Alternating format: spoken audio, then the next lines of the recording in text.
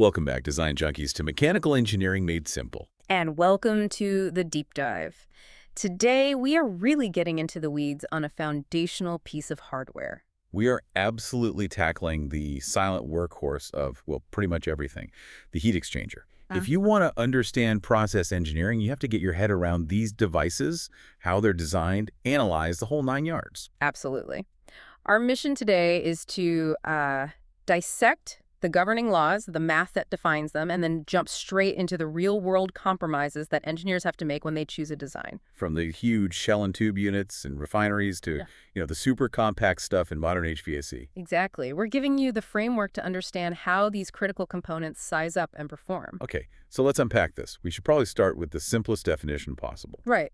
At its most basic, a heat exchanger is any device that transfers heat between two fluids, or, a fluid in the environment. But the classification, that's where the engineering really starts.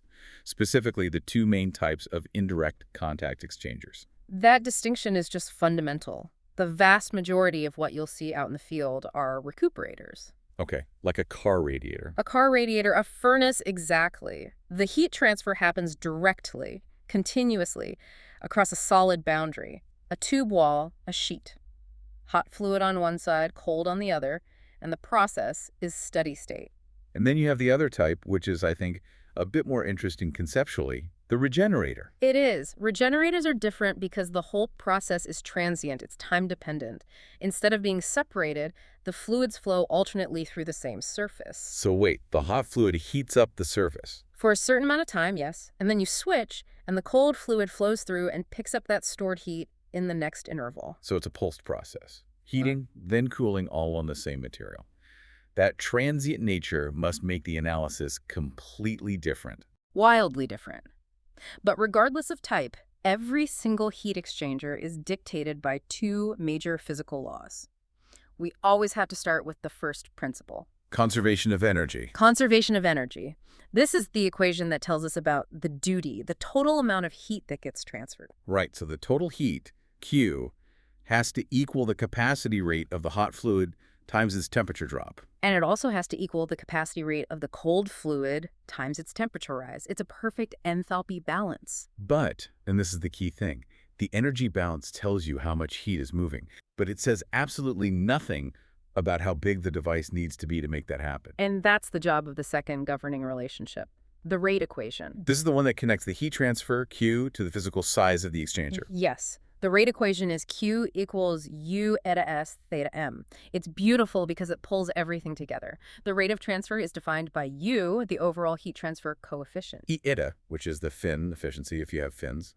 S, the total surface area, that's your size, and theta M, the mean temperature difference, the driving force. Let's zoom in on that star variable U, because it feels like that's where all the real-world messiness is hiding. It is. It really is. When you calculate U, you're basically summing up 5 different thermal roadblocks all in series. Okay, so you've got convection on the hot side, convection on the cold side, the resistance of the wall material itself. And then you have the two ugly stepsisters of the thermal world, hot side fouling and cold side fouling. Ah, yes. Fouling. This is where the clean theoretical model just slams into the dirty reality of a factory floor. It's the elephant in every room. Fouling is just the accumulation of junk, scale, crud, algae, sediment, whatever, on the heat transfer surface. And it immediately creates this huge additional resistance, RD, that you have to build into your calculation of U. If you don't, or if you underestimate it. You've designed a failure. It's that simple. The financial hit is massive. Your exchanger can't meet its duty, so you have to run your whole process at a lower capacity. Or you're spending a fortune on pumping power and chemical cleaning. It is the single biggest operational headache. Okay, so once we have those governing relationships, we get to the analytical tools. And the classic one for figuring out that mean temperature driving force, theta ohm, is the logarithmic mean temperature difference, the LMTD. LMTD is incredibly useful for the simple cases, pure counterflow, pure parallel flow, and systems where you've got a phase change, like boiling or condensing, so one temperature is constant. Gives you a really clean way to average the temperature difference. It does, but the real world is messy. As soon as you step outside those 4 simple arrangements, say you've got a normal shell and tube unit where the flow is all over the place, or a crossflow setup. The simple LMTD is just wrong. It's completely wrong. And that's where the complexity starts to ramp up. We have to introduce a correction factor, which we call F. So the true mean temperature difference becomes the simple counterflow LMTD multiplied by this factor, F. And F is always less than 1, right? It's Yeah. basically a penalty for having a less than perfect flow path. Precisely. You have to go look it up in charts or tables for your specific geometry. But the real catch with the LMTD method, even with F, is that you need to know all 4 temperatures, both inlets and both outlets, to even start. Right. And if you're trying to design a system, you don't know the outlet temperatures yet. That's what you're trying to find. So you're stuck. You have to guess, calculate, check, and repeat. It's a painful trial and error loop. Which brings us to the more modern and frankly superior alternative. The effectiveness number of transfer units method, or IN2. It was created specifically to kill that trial and error process, which makes it perfect for computer modeling. And it all relies on 3 really elegant dimensionless groups. It does. The first one is the capacity rate ratio, C star. That's just the ratio of the minimum fluid capacity rate to the maximum. Cmin over Cmax, it's always less than 1, and it tells you which fluid is the thermal bottleneck. Number 2 is the exchanger effectiveness, epsilon.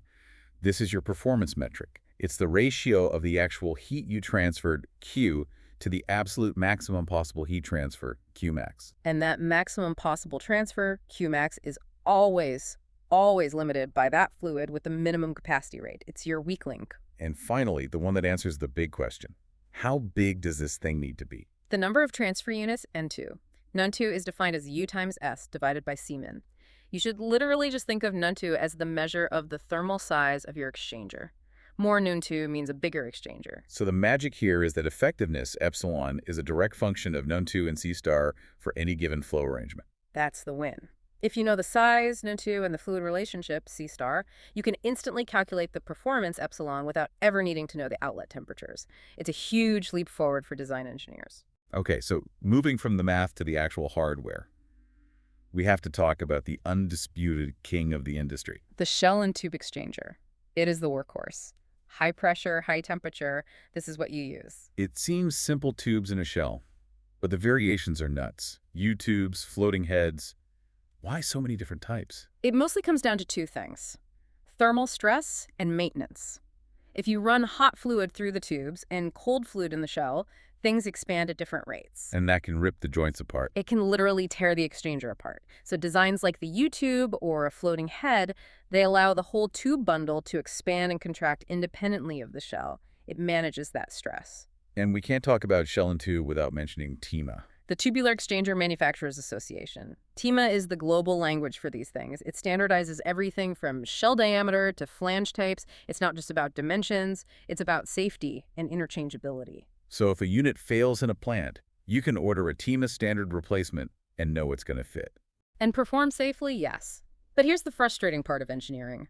TEMA standards allow for gaps. You can't make everything perfectly sealed because then you could never clean it or take it apart for maintenance. And those gaps mean the flow is imperfect. Very imperfect. You get leakage, fluid leaks between the shell and the baffles or around the tubes in the baffle holes. Some of it just bypasses the tube bundle entirely. Yeah. Your nice, ideal cross-flow model is just gone. So how do we deal with that?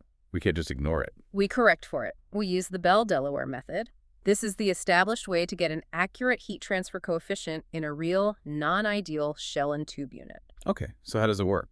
Instead of trying to model the messy flow directly, you start with the theoretical idealized heat transfer coefficient, and then you multiply it by a series of 5 correction factors. Each one accounting for a different leakage path. Exactly. It systematically penalizes the ideal number for every major leakage stream and bypass path.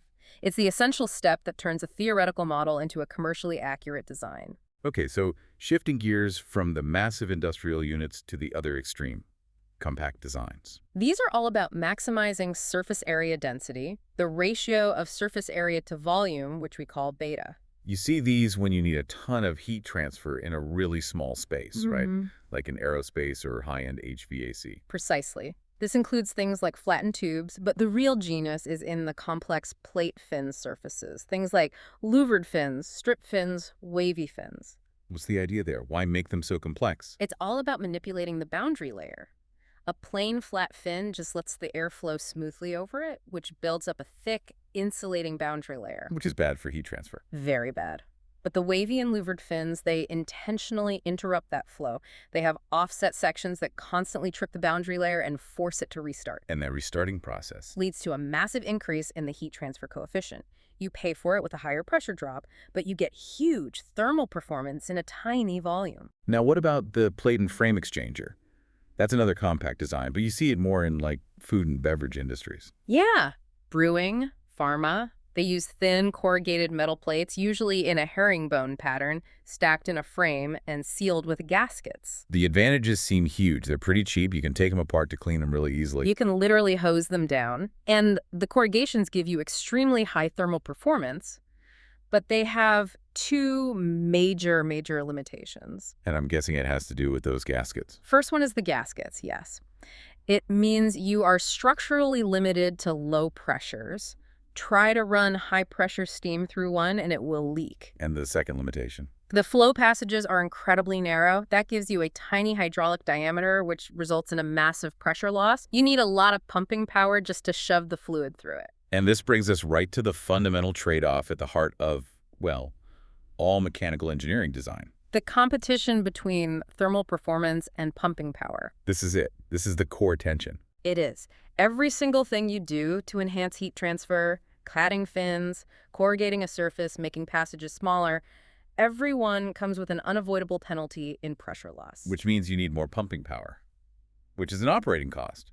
If your design is thermally brilliant but eats up energy just moving fluid, the whole system is a failure. You see this perfectly when you look at how we use fins or extended surfaces. Take a double pipe exchanger. We add fins to balance out the thermal resistance, usually when one fluid is way worse at heat transfer than the other, like a gas versus a liquid. So you give the poor performer more surface area to work with. Right, but there's a point of diminishing returns. The source material shows that if the composite thermal resistance drops below about 0.00002 meters squared Kelvin per watt, The fins basically stop helping. their efficiency just plummets. That number, 0.002, is the point where adding more metal, more complexity, gives you almost no thermal benefit. The resistance is already so low that the fin does next to nothing, but you still pay the price in friction and cost. It's the constant battle. What a deep dive. So we started with that foundational difference between the continuous recuperator and the cycling regenerator. We did. Then we detailed the analytical tools, making that critical shift from the cumbersome LMTD method to the much more flexible NTU method, which gave us that key metric of thermal size, the NTU. And then we got into the hardware, the standardization of the shell and tube with TEMA, the clever boundary layer tricks in compact fins, and the very real pressure limits of gasketed plates. And it all comes back to that central conflict. Heat transfer performance and pumping power performance are fundamentally at odds with each other. Right. The real challenge in thermal design isn't just about maximizing efficiency, it's about minimizing what we call confined thermodynamic irreversibility by perfectly choosing the dimensions of your flow passages. That is the true art of it. This deep dive has really armed you with a blueprint to see that core tension in mechanical design, maximizing energy transfer while minimizing the cost to move the fluids. This is knowledge you can use right away. Whether you're looking at a server cooler or a massive chemical plant, go forth and explore the non-NTU of the world.